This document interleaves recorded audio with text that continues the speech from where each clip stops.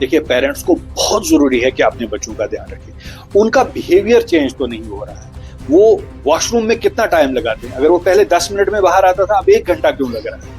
उनका washroom check करना है, उनके कपबोर्ड चेक करने हैं, उनका एग्रेसिव बिहेवियर देखना है, गुस्सा कितना हो रहा है, उनकी आंखें, वो प्यूपिल डायलेटेड तो नहीं है, जो अंदर का ये होता है जिसको हम प्यूपिल कहते हैं, जिसको लाल कहते हैं आंख का, वो डायलेटेड तो नहीं है ज्यादा, आंखें रेड तो नहीं हो रही है, वो खाना कम तो नहीं खा रहा है, उसकी वीकनेस तो नहीं बढ़ रही है, वो कपड़े लगाने में मतलब इतना इन्वॉल्व नहीं है, वो चाहता ही नहीं है, वो कंघी नहीं कर रहा है, वो ऐसे ही निकल रहा है घर से।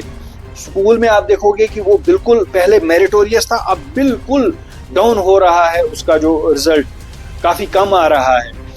फिर वालिदैन को ये भी देखना है कि बच्चों के ये जो बाजू है यहाँ तक चेक कीजिए, उनकी टांगे चेक कीजिए, क्या वहां पे प्रिक्स के निशान तो नहीं है। कैसे कंट्रोल किया जाएगा इस ड्रग माफिया को? कैसे हम अपने फ्यूचर को, आने वाले फ्यूचर को बचा पाएंगे? क्या कुछ इसमें कुछ रास्ते हैं? देखिए, मैं बताऊंगा कि जनरली आप देखो कि सेन माइंड जो है, अगर उसको ये बताया जाए ये जहर है, क्या वो खाएगा? Because nobody wants to die. कोई मरना नहीं चाहता। हालांकि मौत का मजा किसी ने नहीं चखा है, किसी ने नहीं चखा है, और किसी को पता नहीं है ये मौत है क्या है, मगर मरना कोई नहीं चाहता है, हर कोई अपनी जान बचाता है। तो वो कौन होगा जिसको ये पता हो कि ये ड्रग्स जो है ये वो जहर है जो तुझे 2 साल में मार देगा? क्या वो शुरू करेगा? असल में हमने बच्चों को बताया नहीं। जो सिविल सोसाइटी में फैमिली का जो इंस्टीट्यूशन है उसने काम करना है। अब ये है कि फैमिली भी क्या बताएगी, उनको भी ये पता नहीं है ये हेरोइन है क्या। इसी के साथ जो हमारे वालिदैन हैं उनको ये भी देखना है कि वो पैसा कितना दे रहे हैं अपने बच्चों का। बहुत सारे बच्चे बाहर पढ़ रहे हैं, क्या वहां पे वो प्रॉपरली उनका वॉच एंड वाट चल रहा है, पैसों का अकाउंटिंग हो रही है कि अगर आप उनको 1000 रुपये खर्चा दे रहे हो तो वो किस चीज पे खर्च हो रहा है? वो बार बार तो नहीं मांग रहे हैं, बहाने तो नहीं बना रहे हैं कि मेरा गुम हो गया, इस बार मुझे खर्चा ज्यादा हो गया, इस बार हमें कोई एक्स्ट्रा फी लगी, मैंने एक्स्ट्रा फॉर्म भरा। तो ज्यादा इन्वॉल्व हो जाए उनके साथ, प्रॉपर अकाउंटिंग हो, और ध्यान रखना है। सबसे बड़ी बात है बच्चों के साथ इन्वॉल्व होना है, उनके साथ ये टॉपिक इसी तरह से डिस्कस करना है जिस तरह मैंने आपको बताया कि इस हेरोइन में क्या है।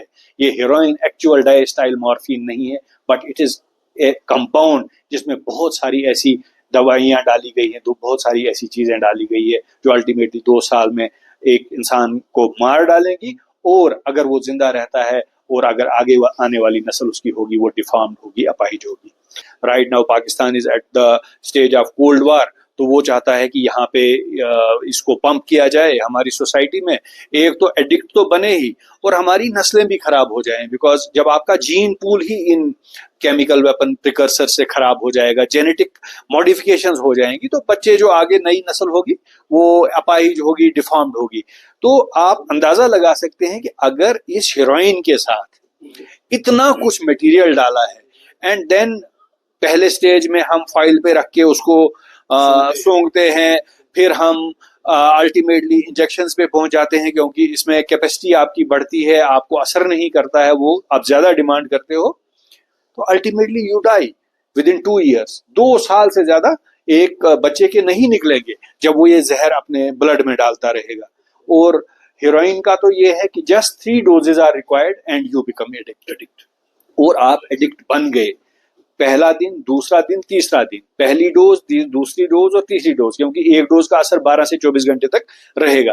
जो ही ये 3 डोजेज हो गई, 3 डोज के बाद अगर आपको डोज नहीं मिलती है आप उठ नहीं पाओगे।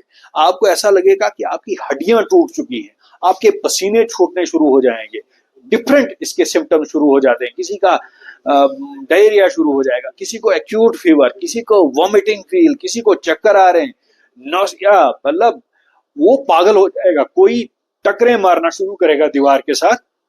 ऐसी पोजीशन हो जाती है उस एडिक्ट की। और अल्टीमेटली फिर उसके पास सोर्स क्या होता है, क्योंकि पहले तो उसको फ्री में दिया जाएगा जब तक एडिक्ट बनाया जाए, और बाद में उसको कहा जाता है ला पैसे। लेकिन अब तो काफी शिकंजा कसा हुआ है, लेकिन एक प्रॉब्लम बन चुकी है, बिकॉज फिर जब ये एडिक्ट फिर अल्टरनेट्स पे जाता है, then he would be trying चरस। हालांकि उसका असर इतना नहीं होगा, बट वो तड़प तड़प के मर जाएगा।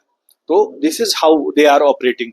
तो काफी इसमें कोशिश की जा रही है, हमारी सिक्योरिटी एजेंसीज, आप देख रहे होंगे आते जाते कि ड्रोन से पैकेट पंजाब में आया, ड्रोन से पैकेट सांबा वाले सेक्टर में आया, उन ड्रोन्स को भी चेक किया गया FSL से, और वो पाकिस्तान से आए, पेशावर वगैरह से या सियालकोट वगैरह से जो बॉर्डर के नजदीक हैं, तो वहां से आ रहे हैं।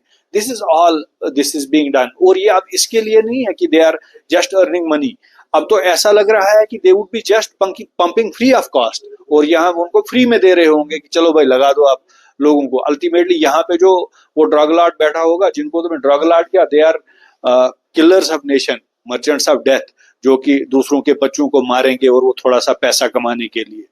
तो अल्टीमेटली एक सोसाइटी के लिए एक चैलेंज इस वक्त